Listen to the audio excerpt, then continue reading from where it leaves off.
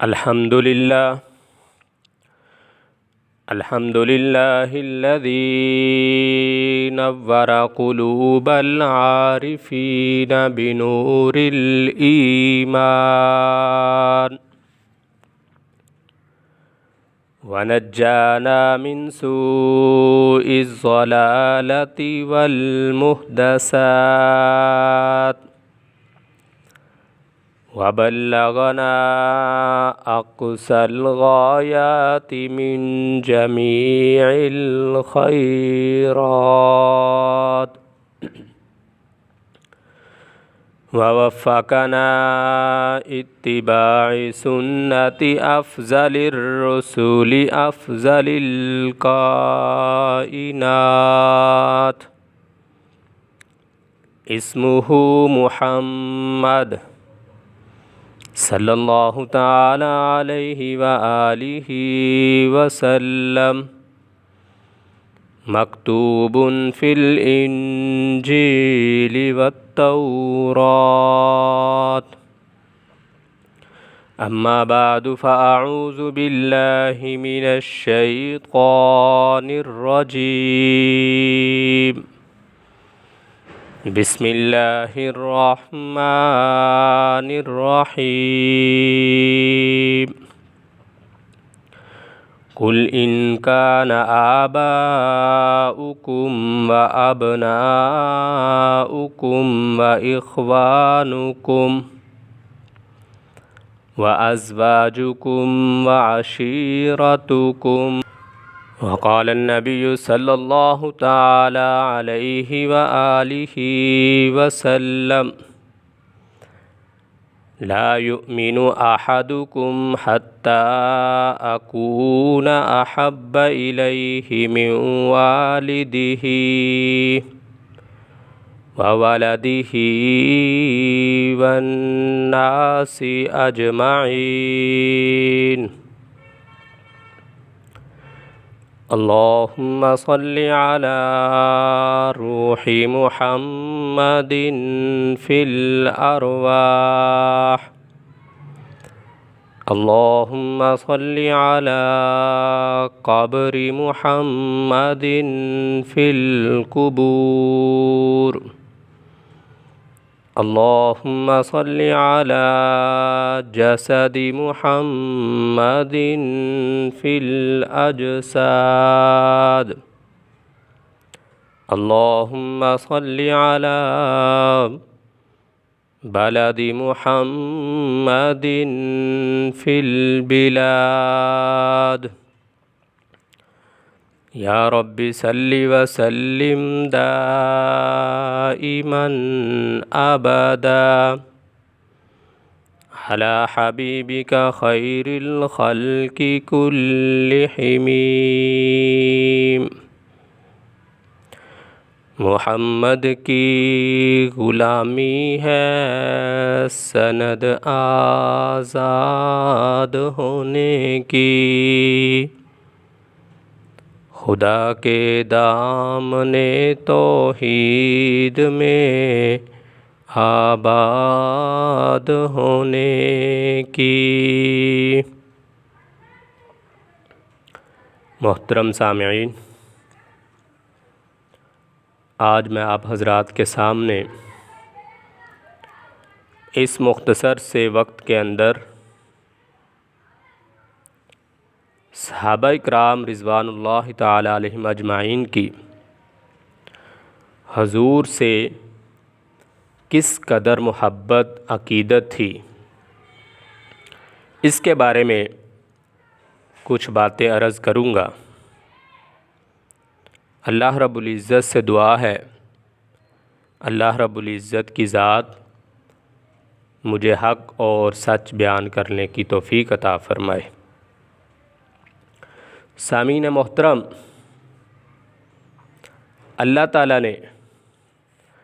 قرآن پاک میں واضح طور پہ ارشاد فرما دیا، قل ان کان آباؤکم و ابناؤکم و اخوانکم و ازواجکم و عشیرتکم و اموال اقترفتموها و تجارت تخشون کسادها اگر تمہارے باپ، تمہارے بیٹے، تمہارا کنبہ، تمہارے کمائے ہوئے مال، تمہاری وہ تجارت جس کے نقصان کا اندیشہ رہتا ہے، اور تمہاری پسندیدہ رہائش گاہیں، یہ سب کچھ اگر تم کو اللہ اور اس کے رسول اور جہاد فی سبیل اللہ سے زیادہ محبوب ہوں، تو تم اللہ کے حکم یعنی عذاب کا انتظار کرو۔ یعنی اگر یہ چیزیں تمہیں اللہ کے رسول سے زیادہ پسندیدہ ہو جائیں تو پھر تم اللہ کے عذاب کا انتظار کرو۔ انسان کے اندر والدین، اولاد، بھائی، بیوی، خاندان، مال، تجارت، مکان، ان سب چیزوں کی محبت ایک فطری چیز ہے، لیکن اللہ تعالیٰ نے اپنے بندوں کو آگاہ فرما دیا، اگر تمہارے اندر ان سب چیزوں کی محبت میری اور میرے نبی کی محبت سے بڑھ گئی تو تم جان لو کہ تم خطرے کی حد میں داخل ہو چکے ہو، اور بہت جلد تم کو میرا عذاب اپنی لپٹ میں لے لے گا۔ اس سے پتہ چلتا ہے ایک مومن کے لیے رسول اللہ صلی اللہ علیہ وآلہ وسلم سے محبت نہ صرف یہی فرض ہے بلکہ تمام رشتہ داروں سے، تمام جائیداد، قیمتی مالوں سے رسول اللہ کی محبت مقدم ہے۔ رسول اللہ صلی اللہ علیہ وآلہ وسلم نے خود فرما دیا، لا یؤمن احدکم حتی اکون احب الیہ من والدہ وولدہ والناس اجمعین۔ تم میں سے کوئی بھی شخص اس وقت تک مومن ہو ہی نہیں سکتا، یعنی مومن ہے ہی نہیں ہے جب تک اس کے نزدیک اپنے والدین سے، اپنی اولاد اور دنیا کے تمام لوگوں سے زیادہ محبوب میں نہ ہو جاؤں۔ یعنی اس وقت تک ہم مومن نہیں ہو سکتے جب تک دنیا کی ہر چیز سے زیادہ محبت ہمیں رسول اللہ صلی اللہ علیہ وآلہ وسلم سے نہ ہو جائے۔ حضرت عمر رضی اللہ تعالیٰ عنہ نے ایک دن رسول اللہ صلی اللہ علیہ وآلہ وسلم سے عرض کیا، ہے اللہ کے رسول، آپ میری جان کے علاوہ ہر چیز سے زیادہ محبوب ہیں۔ توجہ کرنا۔ تو حضور صلی اللہ علیہ وآلہ وسلم نے کیا فرمایا، تم میں سے کوئی مومن نہیں ہو سکتا جب تک میں اس کے نزدیک اس کی جان سے بھی زیادہ محبوب نہ ہو جاؤں۔ یہ سن کر حضرت عمر رضی اللہ تعالیٰ عنہ نے عرض کیا، اس ذات کی قسم جس نے آپ پر کتاب نازل فرمائی ہے، آپ میری جان سے بھی زیادہ محبوب ہیں۔ تو اس پر رسول اللہ صلی اللہ علیہ وآلہ وسلم نے فرمایا، اب تمہارا ایمان مکمل ہوا۔ یعنی جب تک ہم اپنی جان سے بھی، اپنی ہر چیز سے زیادہ محبوب رسول اللہ صلی اللہ علیہ وآلہ وسلم کو نہیں سمجھیں گے، تب تک ہم کامل مومن نہیں ہو سکتے۔ حضرت سعد بن عبادہ رضی اللہ تعالیٰ عنہ نے کس قدر آپ سے محبت اور عقیدت تھی، کس وقت مقام بدر کے موقع پر جو الفاظ کہے، اس سے آپ اندازہ لگائیں کس قدر آپ سے صحابہ کرام کو محبت تھی۔ آپ نے کیا فرمایا، ایانا ترید یا رسول اللہ صلی اللہ علیہ وسلم والذی نفسی بیدہ لو امرتنا ان نخیزها البحر۔ آپ نے کیا فرمایا؟ اس ذات کی قسم جس کے قبضے میں میری جان ہے، اگر آپ کا حکم ہو ہم سمندر میں گھوڑے ڈال دیں تو ہم ڈال دیں گے، اگر آپ کا حکم ہو ان نضرب اکبادہا الی برق الغماد لفعلنا، کہ اپنی سواریوں کو لے کر دھاوا بول دیں یمن کی سمت ایک مقام ہے وہاں، تو ہم وہاں دھاوا بول دیں گے، یعنی حملہ کر دیں گے۔ جب رسول اللہ صلی اللہ علیہ وآلہ وسلم نے یہ الفاظ سنے تو آپ بہت خوش ہوئے، جس پر حضرت عبداللہ بن مسعود رضی اللہ تعالیٰ عنہ فرماتے ہیں فرأیت النبی صلی اللہ علیہ وسلم اشرق وجہہ وسرہ، میں نے رسول اللہ صلی اللہ علیہ وسلم کے چہرے کو خوشی کے ساتھ چمکتے ہوئے دیکھا۔ یعنی یہ کیا تھی؟ یہ رسول اللہ صلی اللہ علیہ وآلہ وسلم سے صحابہ کرام کی محبت تھی۔ اور اسی طرح جنگ احد میں دیکھیے حضرت سعد بن ربیع یہ جنگ میں شریک تھے، تو جب جنگ ختم ہو گئی تو حضرت سعد کا پتہ نہ چل سکا کہ کہاں پہ ہیں، کس حالت میں ہے، تو رسول اللہ صلی اللہ علیہ وآلہ وسلم نے فرمایا ہے کوئی مرد خدا جو سعد بن ربیع کی خبر لائے، مجھے بتلائے کہ وہ کہاں پہ ہیں، کس حالت میں ہیں۔ حضرت ابی بن کعب رضی اللہ تعالیٰ عنہ ان کی خبر لینے کے لیے فوراً روانہ ہو گئے، ڈھونڈنے کے لیے کہ حضرت سعد بن ربیع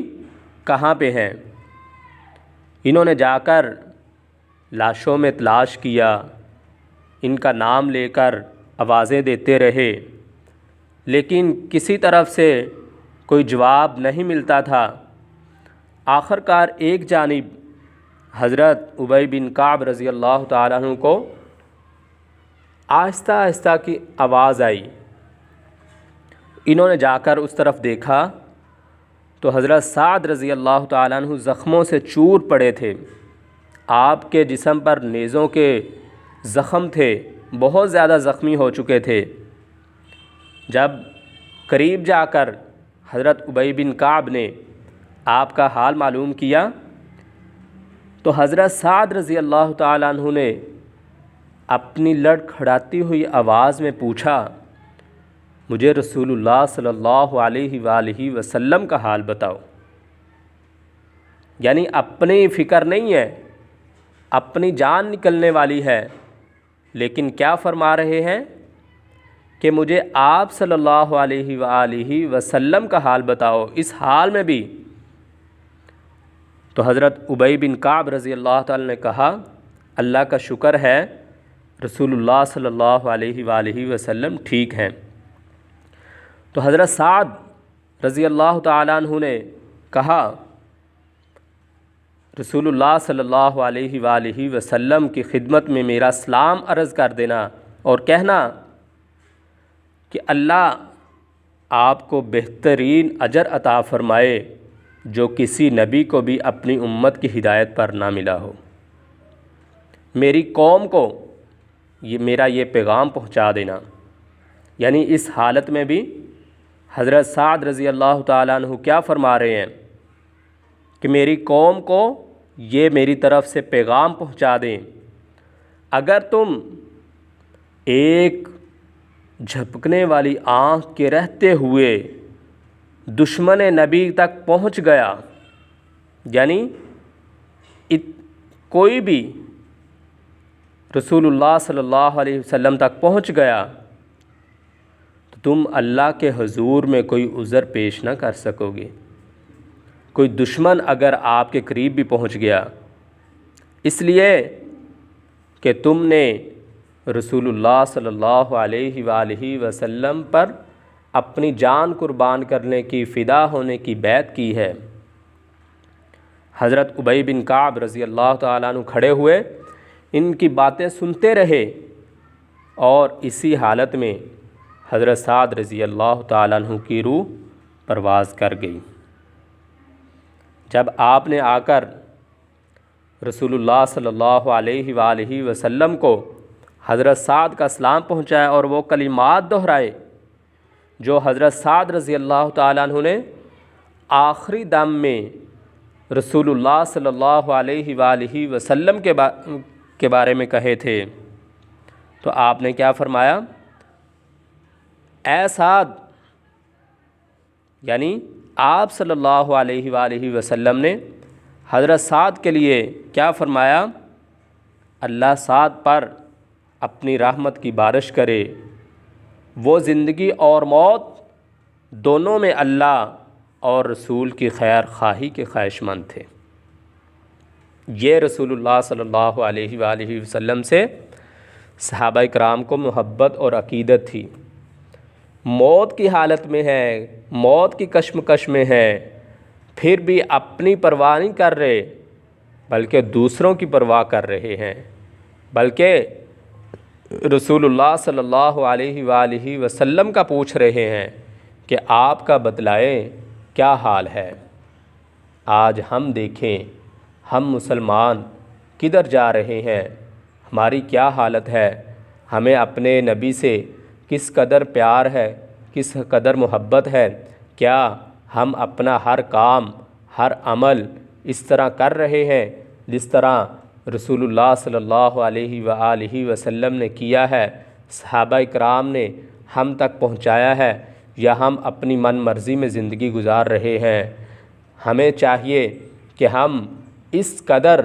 رسول اللہ صلی اللہ علیہ وآلہ وسلم سے محبت کریں کہ دنیا کا ہر عمل، ہمارا ہر کام آپ کے طریقے کے مطابق ہونا چاہیے۔